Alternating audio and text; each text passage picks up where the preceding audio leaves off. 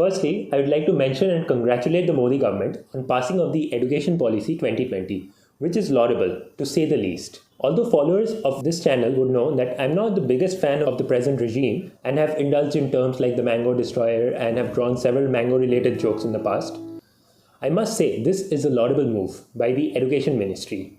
Credit where it's due. The education system needed a much needed change, and this is being echoed by many. Tonight, I want to look at the new policy in detail and talk about what has changed for good, what classifies as a much needed change, and laud them, and what could be the implications and loopholes, basically the bads in the new policy, that the initial declaration may or may not have been explicit about.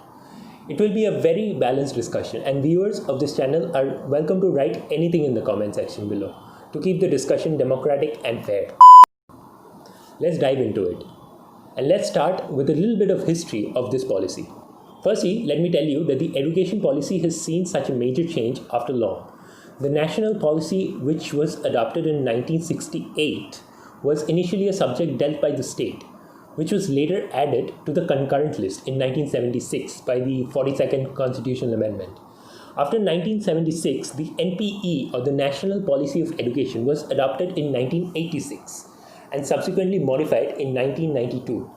A few more dates. In 2005, Manmohan Singh's UPA, based on the Common Minimum Program of the then government, by a resolution taken on October 2001, had laid down the three exam scheme: the JEE, the AIEEE at the national level, and state level engineering entrance for the state level institutions, with an option to join the AIEEE. The real new education policy before this, the one being presently proposed this year, was done by Rajiv Gandhi's government back in 1986. 1986 is so long back that some of the systems of education and some of the streams that did not even exist back then exist now, and hence obviously it is a much needed and laudable change. And the present government does seem to have taken a step in the right direction. But before we go down that road, let's see exactly how much has changed and what could and could not have been any better. Firstly, let's see what the policy proposes from the beginning. Let me read it out. The aim. The first page says it wants to reach 50% of gross enrollment ratio. What is gross enrollment ratio? It is the number of students enrolled in a certain level of education, regardless of their age, to the number of students, those who qualify for that particular grade level. So say there are 100 students in a country who qualify to go to college for higher education, and only 10 out of the 100 opt for it. It means that the GER is therefore 10%. It is a basic ratio. The present GER of India as of the 2019 survey is 25.8% for higher education enrollment, whereas the global average is 27%. So it is an ambitious move aiming at 50%, which is laudable, because today, if we don't set ambitious visions, we may end up underachieving our full potential. Another thing that the document mentions explicitly in the first page is holistic and multidisciplinary education with the flexibility of subjects. Now, all said and done, this is by far my favorite part of the policy. It basically can be broken into two parts, the holistic and the multidisciplinary part. Let's look at the holistic part first. The major part of this header is something that the policymakers are terming as multiple entry and exit, which means that in case a student wants to drop out of higher education after the first year, they get a certificate. If they complete the first year and the second year and then drop out, they get a diploma. And after the third or fourth year, a degree in either case. The student can choose to take sabbatical for a prescribed fixed period after any 1 year and continue later from the subsequent years onwards when he returns from the sabbatical without having to repeat the already done years.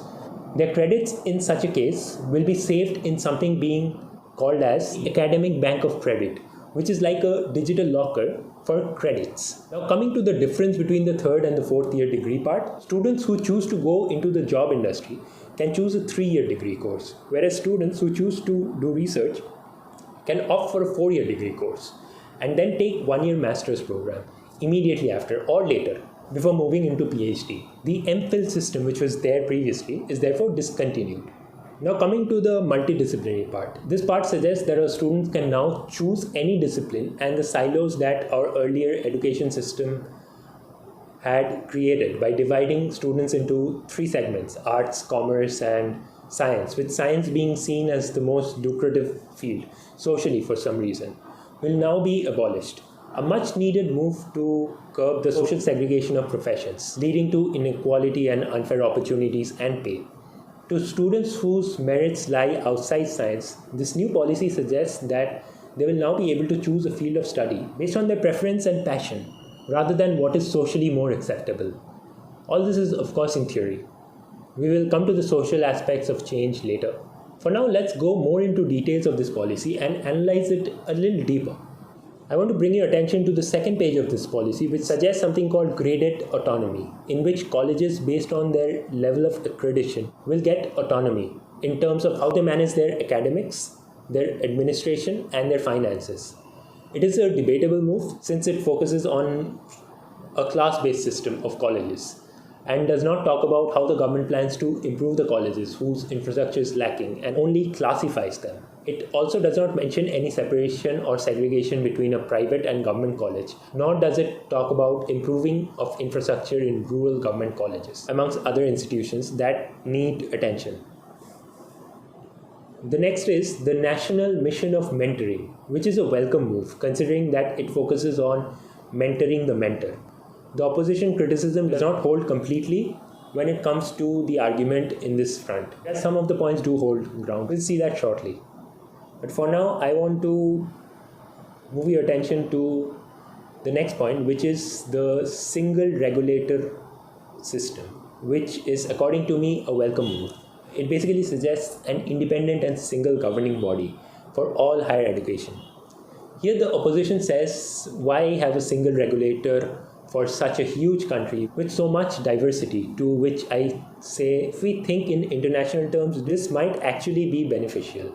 Although the argument has merit in it, definitely, when it comes to corruption especially though, in private colleges, having a single body may have a slightly better impact, although the point including unity in diversity does obviously deserve attention in any context. I think both should go hand in hand, honestly. The policy also proposes an online self-disclosure based transparent system of approvals for inspections, which, depending on how well implemented, can be a game changer to curb corruption in education. The next point I want to bring your attention to is something called common norms, which basically says for reasons of quality and norm, a norm will be set not as per the ownership, and thus the same set of norms will apply to the government and private institutions.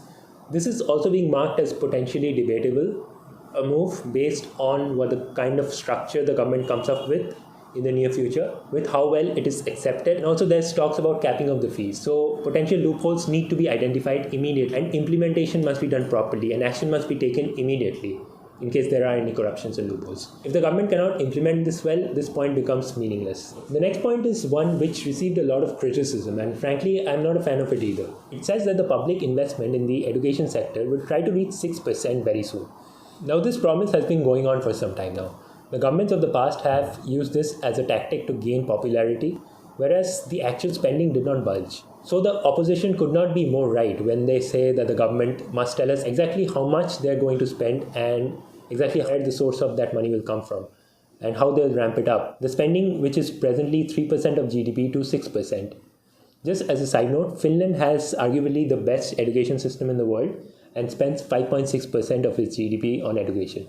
However, Finland has a clear roadmap on their government website, openly available. It looks really unlikely that India can achieve that practically anytime soon, and hence the roadmap and expected time frame of achieving the percentage is needed. Also, what is debatable is why the government is proposing the state and center together spend 6% on education, whereas previous governments had talked about central spending to go up to 6%. All these will be discussed after the details of the policy is released to the public. Here's something Shashi Tharoor has tweeted, and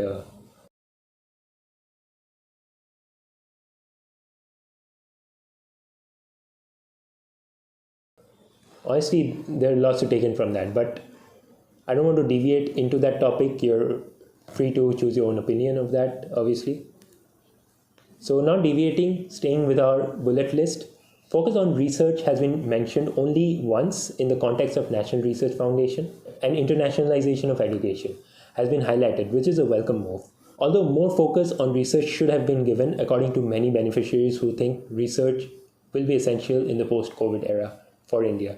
Another point to debate is the conversion of standalone institutions into multidisciplinary institutions. The opposition leader and the education minister of Delhi, Manish Sisodia, explains. देश के सारे colleges और universities को multidisciplinary बनाएंगे, mandatory. यहां भूल कर रही है पॉलिसी। दोनों चीजों की जरूरत है, मल्टीडिसिप्लिनरी की भी जरूरत है। आप मल्टीडिसिप्लिनरी यूनिवर्सिटीज और कॉलेजेस को और रिच करो, उनकी संख्या बढ़ाओ, लेकिन ये स्पेसिफिक यूनिवर्सिटीज है, इनको बर्बाद मत करो। आप कह रहे हो कि आईआईटीज में तो हम एक्टिंग भी सिखाएंगे और एफटीआई में इंजीनियर भी पैदा करेंगे, ये कैसे होगा? फिल्म ट्रेनिंग इंस्टीट्यूट एक्टर्स देता रहा है देश को, आईआईटी देश के इंजीनियर्स देता रहा है। आप कह रहे हो सबको मल्टीडिसिप्लिनरी बना देंगे, तो आईआईटी में एक्टिंग सीखा करेंगे लोग आके, और एफटीआई में जाके लोग इंजीनियरिंग सीखा करेंगे। Also, to be fair, FIT still can try to do a decent teaching of engineering subjects, but an engineering college cannot teach fashion at any cost. Mechanical kids will never change their sense of fashion. It has been hammered and chiseled into them by the system. My point is, Manish Sisodia has a point. The specialized institutes should remain specialized, whereas the government has a point when it says that there is an urgent need for multidisciplinary education in our country. The only way out seems to be excluding the IITs and the IIMs and the AIMS, which would mean fresh infrastructure would have to be built for multidisciplinary institutes separately, which again brings us back to the question of funding, which the government must answer at this point to take this forward. Otherwise, this entire thing will also remain just a policy on paper and zero on ground. In part 2, which will be uploaded soon, we will talk about the provisions of disability, virtual education, preschool, and Anganwadi, and the use of Indian languages, and what the positives and negative sides of making Indian languages and regional languages compulsory over English, wherever possible, something that the policy suggests, would have. Personally, I don't support it. We'll see why. See you in part 2.